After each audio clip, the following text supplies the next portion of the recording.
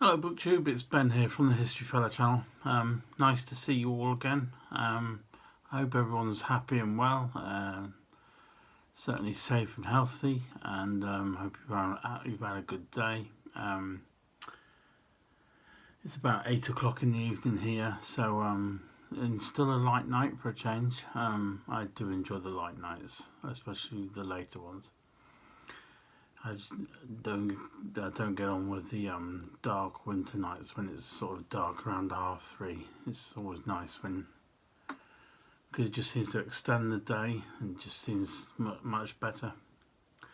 But you're all welcome.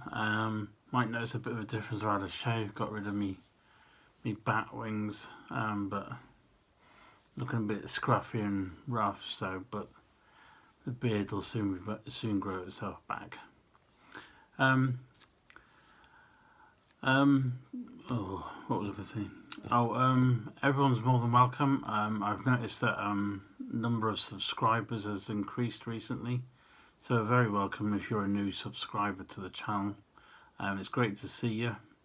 If you haven't subscribed already, then please feel free to do so. Just click on the button in the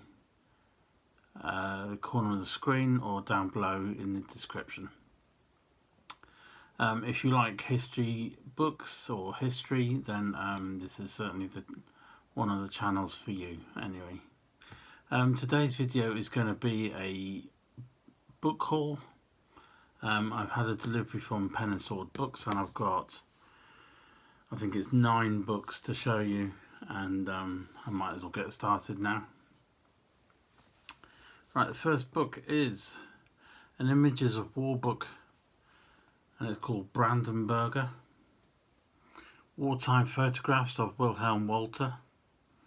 And the book is written by Anthony Rogers, published by Greenhill Books, and priced at $14.99.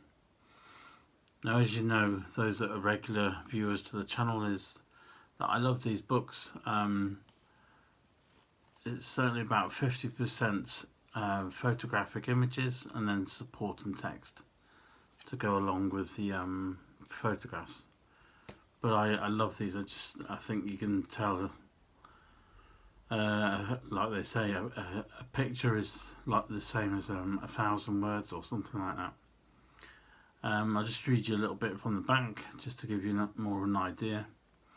In March 1940, Oberleutnant Wilhelm Walter transferred from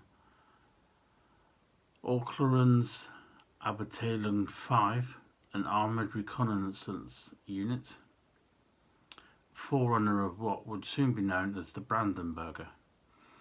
2 months later, he led a commando action in the Netherlands and became the first of his unit to be awarded the Ritter Kreuz, which is the Knight's Cross.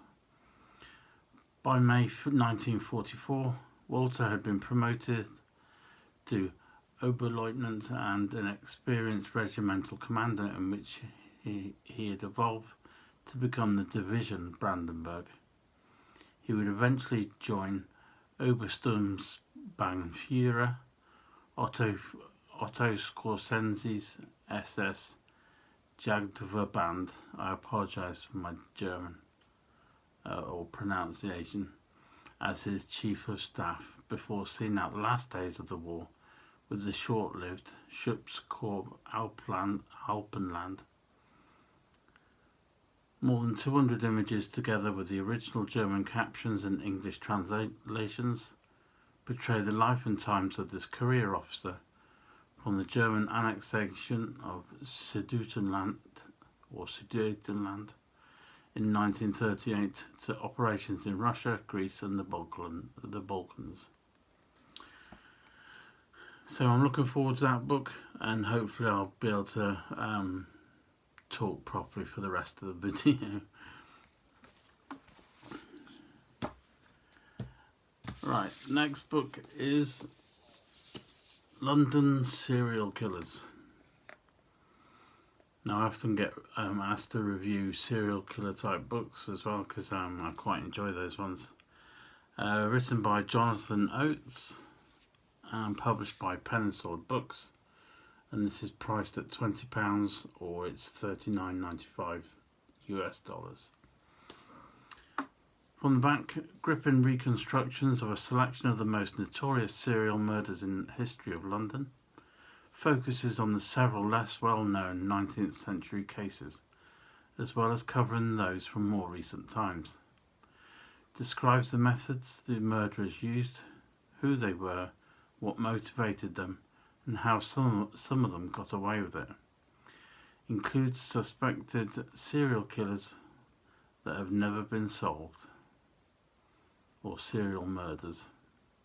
A fascinating insight into the development of police procedures and forensic science over the last 200 years. And from the chapters, we've got Jack the Ripper, obviously, because if it's for some reason we always have to mention that one if it's a British crime. The Deptford poisonings, which I've heard before, the Lambeth poisoner, the Southwark poisoner, the Brides in the Bath, the Blackout Ripper, the Acid Bath murders, John Christie, and the Thames Nudes murders. And then the final chapter is Other Serial Killings. So that looks certainly interesting, and hopefully I haven't heard about some of them. Right, the next one looks a good one. Soldier, Rebel, Traitor. It's John Lord Wenlock and the War of the Roses. Written by Alexander R. Bronderip. Pen and Sword book, and this is priced £20. Now I'm really looking forward to this one because I'm kind of getting into like around the era of the War of the Roses and trying to read up on plenty of that. The first biography of John Wenlock, First Lord Wenlock, one of the foremost soldiers, courtiers and diplomats of the War of the Roses. Covers Wenlock's military service with Henry V, Henry VI and Edward IV. Describes Wenlock's role in the Wars of the Roses up to the Battle of Tewkesbury in 1471. Insights into Wenlock as a courtier and politician as well as a diplomat. Explores the actions and motivation of a man who has been labelled a Prince of Turncoats, and questions simplistic assumptions about loyalty and allegiance during a civil war. A vivid portrayal of a remarkable man living through one of the most violent times in English medieval history. Oh, it looks good. And I like the picture on the front cover. It just looks interesting and really good.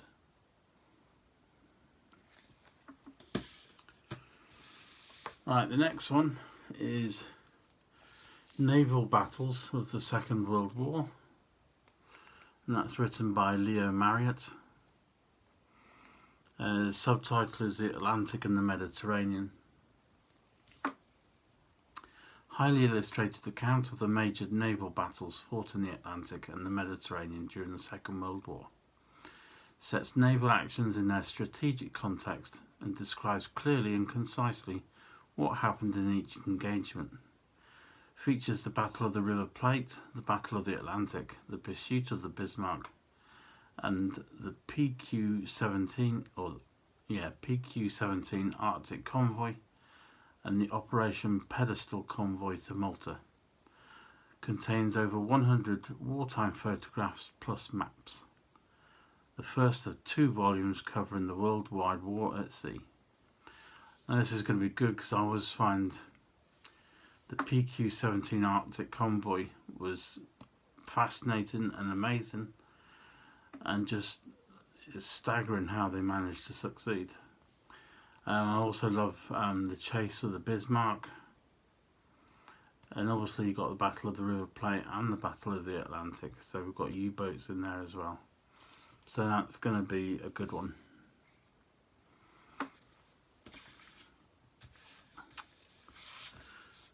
Next one is Britain's Plot to Kill Hitler. The True Story of Operation Foxley and SOE. And that's written by Eric Lee. And published by Greenhill Books at £20. A really good author. I like Eric Lee. What did he write? He wrote about the last battle of the Second World War, but the name of the book escapes me. All I can remember is there's a dagger on the front cover, but it was really good. And that's the only one I've read of his previously, but it was really good. So I might try and find that out again. But it looks I flicked through it and it looks like a quick read, so that should be a good book. During the Second World War, Operation Foxley was a secret plan conceived in 1944 by the British Special Operations Executive and supported by Winston Churchill to assassinate Adolf Hitler. Details of the plan were only revealed in 1998 to a global media frenzy. Eric Lee's new book involves painstaking research to explore the historical what-if scenario in a bid to understand the fuller picture and examine the consequences and ethical considerations involved. Britain's Plot to Kill Hitler. The next one is a paperback for a change for me. History's Most Daring Rogues and Villains. Dirty Rotten Scoundrels, by Nigel Blunden, and published by Pen and Sword Books at £15. It looks like a quick read, but kind of a book full of Britain's undesirable types of figures. Right, the next one just looks fascinating. I really need to read the description, but it's called Titanic Day by Day. 366 Days with the Titanic by Simon Medhurst. And actually flicking through the book, it's literally like a daily diary. So I don't know, for some reason I like reading about the Titanic, and I'm going to find that it's fascinating. Oh, that one is published by Pen and Sword Books, and it's £25. And then the next one is more or less a similar thing. Why the Titanic Was Doomed. We're all doomed. Written by Brian Jackson. Published by Pen and Sword Books, and this is also £20. Titanic, the most magnificent ship of her time, was doomed to disaster before she ever left the dock on her maiden voyage. Here is a new and unique look at the circumstances in which came together to send her to the bottom of the North Atlantic with the loss of 1,500 passengers. Recent discoveries that Titanic's construction and the flawed decisions behind her design are examined and shown how they directly contributed to the disaster. A look at how Titanic's delayed maiden voyage, caused by her own sister ship, the Olympic, could place her on a collision course with the iceberg. How a labour strike that seemed to be a good fortune for the Titanic passengers would prove to bring a fatal fate just days later in the middle of the freezing, unforgiving ocean. So it's more of a question, obviously, as the title says. It looks at why the Titanic sank. And I still reckon there was enough room on that door for Jack to fit on. He didn't have to die. And the last one is another World War II book. It's called The Hitler Myths. exposing the truth behind the stories about the Führer.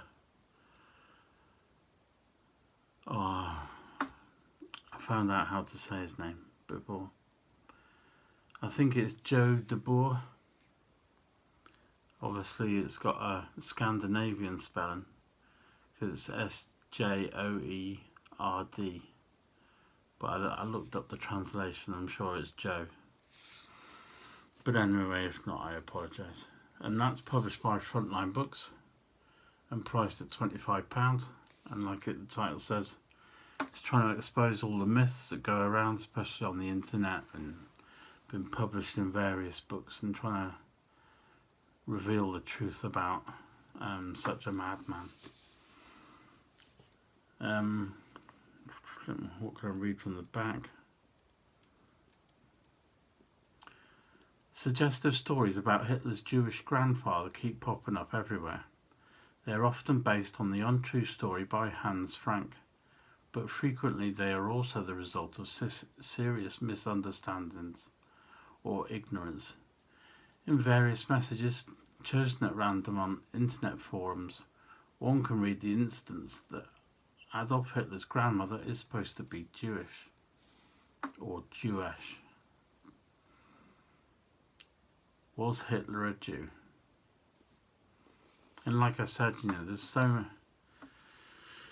you look on the internet and there's so many untruths and lies and just myths and about anything and everything really.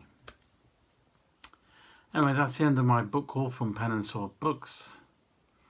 I would like to thank you all very much for watching if you've managed to make it to the end. I really appreciate it. If you've enjoyed the video, please feel free to give it a thumbs up if you like. It all helps. And if you would like me to start, if you want to pick the first book I read, then please feel free to let me know in the comments down below this video which one you'd like me to start reading, or if you want to pick 1, 2 or 3. I'm happy with this pile to leave that decision to you. But anyway, thanks very much again for watching. I shall see you soon with some more videos. I hope you all take care and you're all having a good time. So thank you very much, and I'll see you soon.